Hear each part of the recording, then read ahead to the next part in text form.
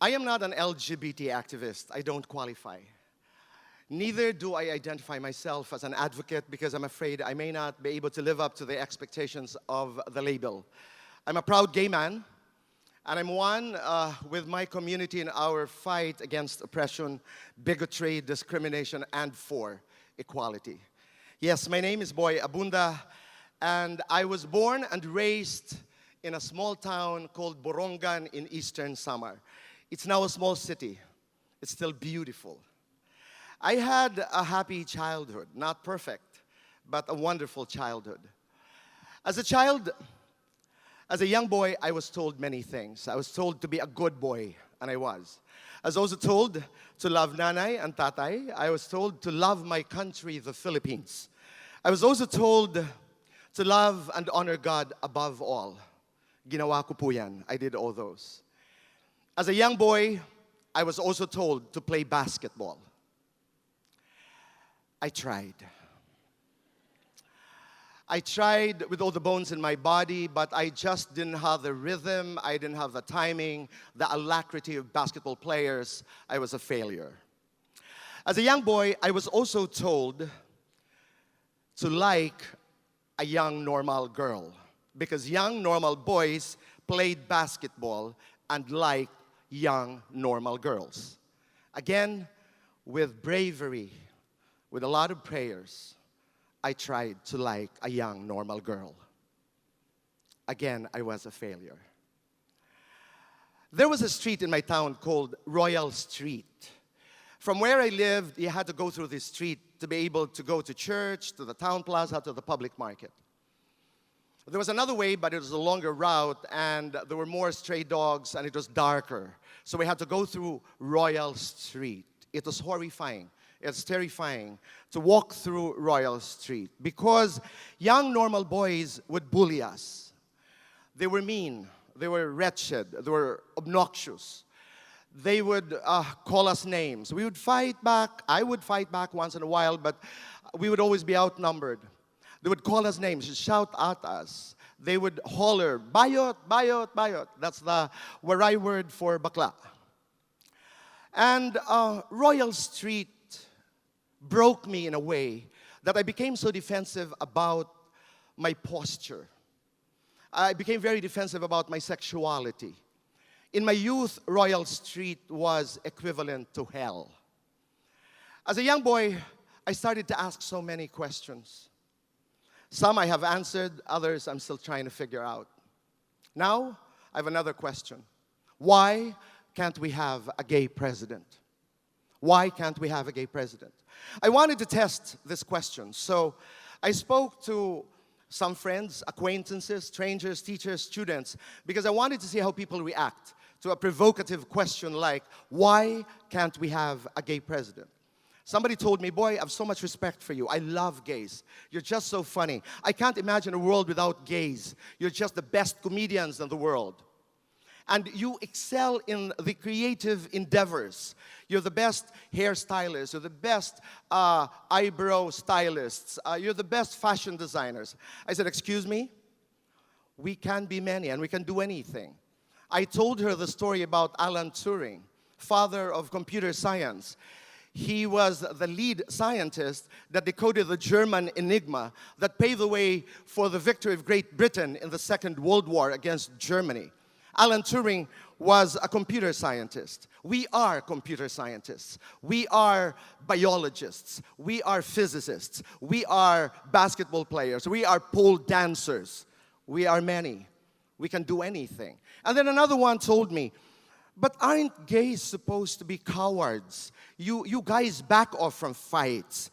Di ba, naririnig na ho natin ng madalas, pag hindi ka lumaban, dapat bakla ka. Anybody who backs off from a fight is supposed to be gay. I said, no, we're not cowards. We're courageous. We're brave.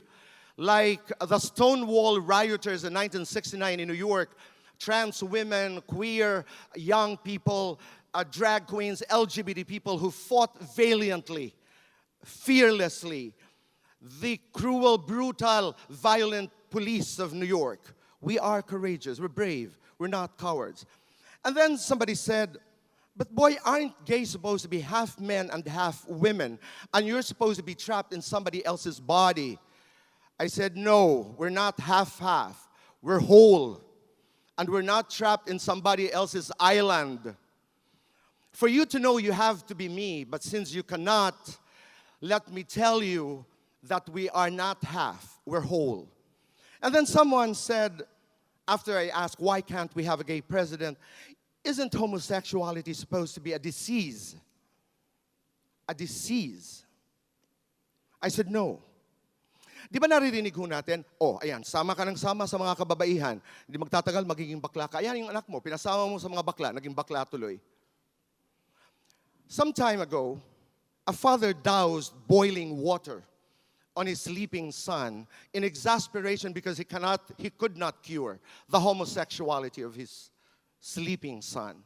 Some parents actually allow their young lesbian daughters to be raped because they believe that rape can cure lesbianism. In 1973, homosexuality has been stricken out from the Diagnostics and Statistical Manual of Mental Disorders. We are not an ailment. We're not a disease. So I called another friend and I said, why can't we have a gay president? And my friend said, because gays are supposed to be promiscuous. They salivate at the sight of flesh. They're predators. They prey on young boys. I said, excuse me? Some gays are promiscuous. Some women are promiscuous. Some men are promiscuous.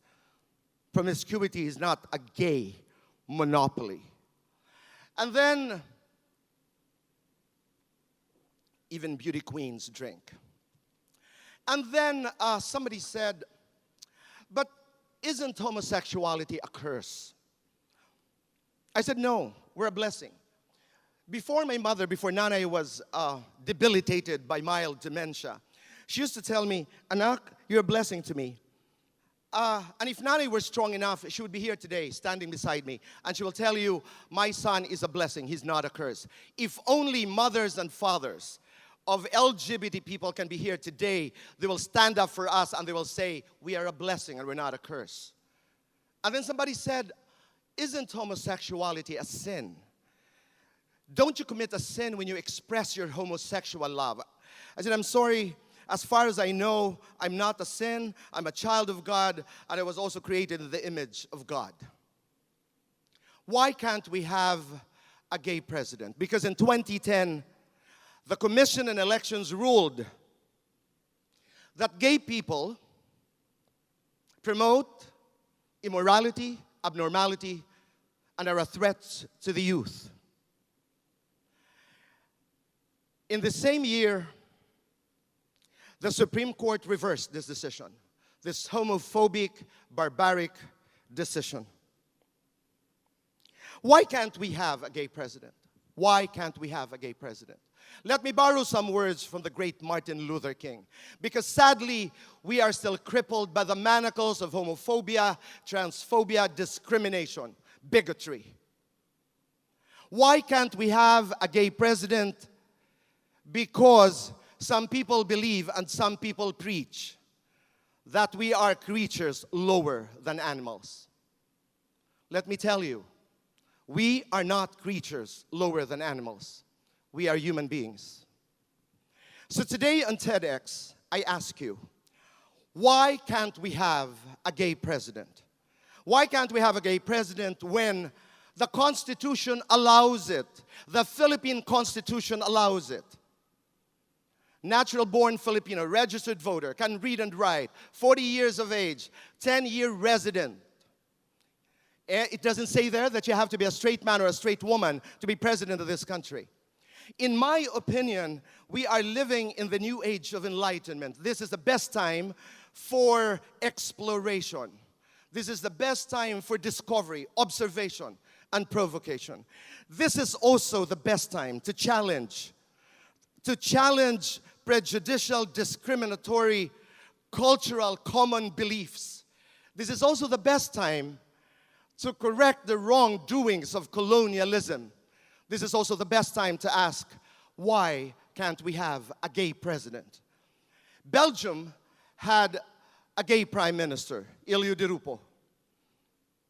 Iceland had a lesbian prime minister, Joanna Siguro Ardartir. My argument is, if Iceland and Belgium had gay prime ministers, I ask you, why can't we have a gay president? Let's go to the black slavery movement. Yes, there was a certain part in our history as human beings when blacks were treated like beasts. They were animals. They were invisible. To be black was to be a sin. They were marketed, they were sold in town plazas, in marketplaces. They were bartered, they were given as gifts. But the black slavery movement, the civil rights movement persevered and persisted. In 1963, in Washington, D.C., the Great March happened, where Dr. Martin Luther King delivered his I Have a Dream speech. That dream came true in 2008, 44 years later. In 2008, the United States of America elected its first black president in Barack Obama. My argument is, if blacks were treated like beasts, like animals in the past, and today the president of the most powerful country in the world is black, why can't we have a gay president? The black slavery movement inspired the women's liberation movement, the women's rights movement, the women's suffrage movement. There was a time in our story as human beings when women were nothing. They were second-class citizens. They were third-class citizens. They were invisible. They had no voices. They could not participate in public debates. They could not even walk beside their men in some cultures, because women were shadows and extensions of their men and of their fathers. Today, women's movement against violence continues. But women have become presidents and prime ministers. You have Merkel of Germany, Thatcher. Taiwan just elected its first woman president, Tsai Ing-wen. Park Geun-hye now is president of South Korea. This country has had two presidents, President Corazon Aquino and President Gloria Macapagal Arroyo. My argument is, if women who were shadows, if women who were extensions of their men and fathers have become presidents and prime ministers, I ask you, why can't we have a gay president? I wanted to understand what makes a great president. I researched, and I found the most insightful, incisive discourse written by Karl Rove, policy advisor to George W. Bush. And in that discourse, he enumerated some traits of what makes a great president. What makes a great president? Clarity of vision, consistency of purpose, emotional intelligence, a healthy respect for public opinion, a great team. Nowhere in that discourse will you find that you have to be a straight man or a straight woman or LGBT to be a great president. You just have to be a human being to be a great president. Ladies and gentlemen, indulge me here a bit. Let's have a little fun. Imagine what a gay president of the Philippines would do. He would probably appoint somebody like Digong Duterte to ambassador of the Vatican. He would have a lot of fun with Pope Francis. A gay president would not be afraid to convince Archbishop Cruz to come out of retirement and head the Bureau of Customs. He will clean up that agency in less than 24 hours. Archbishop Cruz loves trouble. He loves getting into the fray. A gay president would probably create an anti-corruption department headed by the impervious, by the incorruptible women of PCIJ. A gay president would probably appoint somebody like Senator Lito Lapid as permanent representative to the United Nations, so that people may know that as a people we are quiet and we don't talk. A gay president would probably appoint somebody like Miss Universe 2015, Pia Wurzbach, ambassador to Colombia, so that people may know that we don't bear grudges. And remember, the DAP and the PDAF are natural enemies of the BADAF. Seriously now, a gay president will nurture and strengthen the Filipino family. A gay president will be a servant leader. A gay president will subscribe to the concept of politics being the art of the impossible and not the possible, Václav Havel, especially if the impossible is for the good of all. A gay president will prioritize the FOI, the Freedom of Information Bill, the Anti-Discrimination Bill. A gay president will not be afraid to be a great president. Ladies and gentlemen, we have some of the most passionate, some of the most driven, some of the most brilliant, intelligent, some of the most qualified, competent, some of the most inspiring, some of the most transformative leaders in the LGBT community. One of them is just waiting in the wings, waiting for his turn to be the next president of this country. One of them. In conclusion, allow me to rephrase my question. From why can't we have a gay president to can we have a gay president?